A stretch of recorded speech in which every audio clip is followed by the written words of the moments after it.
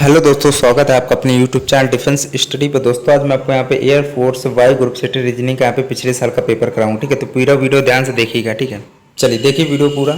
और इसमें और भी क्वेश्चन है, यदि वीडियो अच्छा लग जाए तो लाइक जरूर करिएगा। ठीक है, सिंपल क्वेश्चन आप आराम से करिएगा। ठीक है, इसमें टाइम मत लगाइएगा, रीजनिंग में बहुत टाइम लगता है, तो आप आराम से करिएगा। प्रैक्टिस जितनी जल्दी ज़्यादा होगी उतना ही सही है।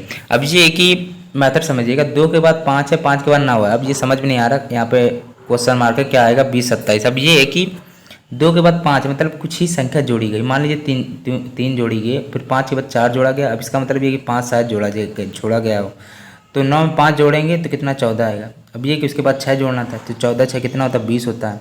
और उसके बाद में 7 जोड़ना था, मतलब 14 7 20 7 27 होता है। मतलब ये कि 2 संख्या लास्ट की सही है, मतलब कि 9 5 14 होगा राइट ऑप्शन। ठीक है, अब समझ गए होंगे, कुछ ही संख्या इसमें जोड़ी गई थी ना, मतलब 5 है फिर 9 है, तो कुछ ही संख्या ये कि जोड़ना ही पड़ेगा। ठीक है, अगला दिया, यदि कूट भाषा में रुक सुख का अर्थ है डर्टी क्लोथ और पोचो का अर्थ है क्लीन बाथ और को रुक का अर्थ है डर्टी टोन, तो क्लोथ करते क्या है। सबसे पहली बात जो भी चीज़ पूछी आती है यहाँ पे कि इस कूट भाषा का अर्थ क्या है, कूट भाषा का, तो उसको सोचिए क्लोथ कहाँ लिखा, केवल एक ही ऑप्शन में, मतलब इसमें एक प्रकार सोचिए क्लोथ इसमें लिखा, या तो रुक होगा या तो सुख ऑप्शन होगा। अब इसमें देख लीजिए कहीं, मतलब रुक सुख दिया तो नहीं कहीं इधर, तो देखिए रुक है।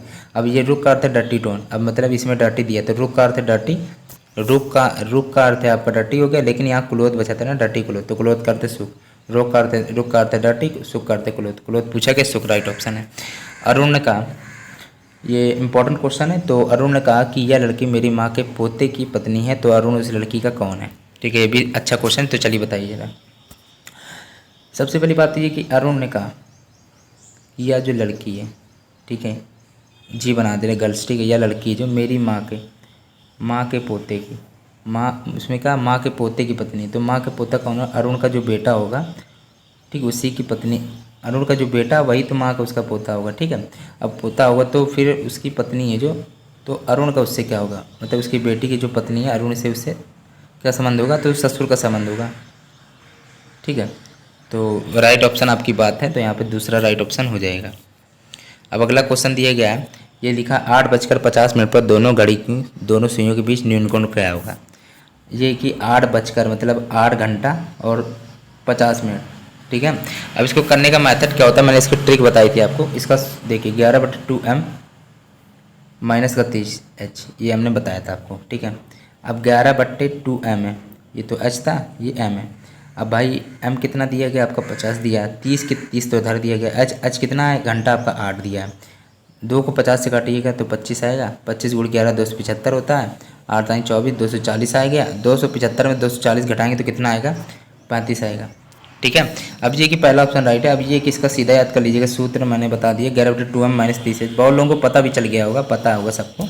ठीक है, मैं बता दे रहा हूँ फिर भी दोबारा जिसको ना पता, ट्रिक है ये।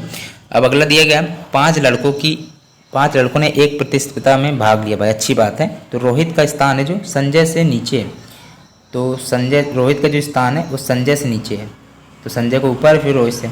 ठीक है, अब लिखा है कि 1 मिनट रुकिएगा, अब ठीक है। अब ये कि विकास का स्थान है जो, भाई विकास का स्थान दे दिया गया है दिनेश के ऊपर है, तो दिनेश कम है मतलब।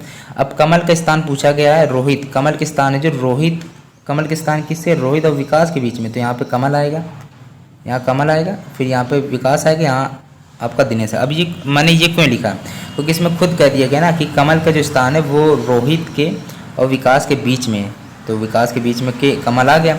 अब ये कि सबसे बड़ा पूछा कि ये ऐसे सबसे बड़ा, ऐसे मतलब संजय, सबसे ऊंचा स्थान संजय का है। ठीक है, समझ गए होंगे। असंगत छाटना था, इसको कैसे करेंगे, 1 मिनट रुकेगा, चलिए बताइए। देखिए ये जो होते हैं वो एक ही ग्रुप के हैं सारे, ठीक है, कलन में आते हैं, और ये आपका प्रतिफल आपका अलग है। ठीक है, याद कर लीजिएगा, ये प्रतिफल आपका अलग है इन चारों से, क्योंकि ये तो आपके कलन है, और जो भाग ये आपका देखिए ये कलन के ग्रुप में आते हैं, जैसे कि समाकलन, अवकलन, कलन, ये एक ही ग्रुप के हैं, मतलब अब अलग अलग भाग के हैं, वो एक ही ग्रुप के कलन के हैं वो, ये प्रतिफल आपका अलग है। ठीक है, चलिए अब ये अगला क्वेश्चन दिया गया है, सही संबंध आपको ज्ञात करना है। 8 256 10 बताइए। देखिए इसमें ये कि 8 का ऐसा मान निकालना, 8 का मान निकाला गया 256 से, फिर 10 का मान ऐसे निकालना कि आए, देखो क्या आता है। देखिए तो 8 को क्यूब करेंगे तो कितना आएगा 512 आएगा। अब 512 को 2 से भाग दे दीजिएगा अपने मन से, तो 256 आएगा। अब 10 को क्यूब कर लीजिएगा भाई, तो 1000 आएगा। अब उसका 2 से भाग दीजिएगा, 500 आएगा। अब ये चीज़ है कि ये जो मैंने किया है वो प्रैक्टिस से ही आपको आएगा, जितनी प्रैक्टिस करेंगे उतनी ही ज़्यादा फायदा रहेगा, ठीक है। 8 इसीलिए दिया है कि उससे 256 से कुछ हो सके। तो सोचिए कि 8 तो 64 होता है, फिर 8 का क्यूब कर लीजिएगा, 512 होता है। फिर ये है कि 512 तो आधा होता है, तो 56 का 2 से भाग दे दीजिएगा। अब यही रूल दूसरे में अप्लाई करिएगा। 500 देखिए ऑप्शन में है, नहीं ऑप्शन होता तो फिर दूसरी ट्रिक देखते फिर, ठीक है। 512 तो 500 आ गया। अगला दिया गया है, ये थोड़ा अच्छे 2 जनवरी 1995 से 15 मार्च 1995 तक कितने दिन हुए थे। अब भाई सिंपल क्वेश्चन है, तो आप बताइए क्या होगा। चलिए, सबसे पहली बात तो इसमें एक छोटी सी आपसे एक गलती हो सकती है, ठीक है। इसमें ये लिखा 2 जनवरी से लेकर 15 मार्च तक कितने दिन हुए थे, मतलब कि 2 तारीख भी इसमें ऐड करनी पड़ेगी। तो 31 तारीख का वो होता है जनवरी, तो इसमें कितने दिन होंगे, फिर आपके हो जाएंगे 30 दिन हो जाएंगे जनवरी के लिए। अब फरवरी लिखते हैं, रुकिएगा मार्च लिखते हैं।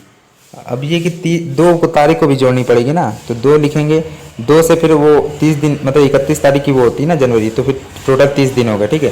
2 को भी लेके चलना पड़ेगा, यहाँ पे लिखा है ना 2 जनवरी से लेके 15 मार्च तक, तो 2 तारीख भी लेनी पड़ेगी।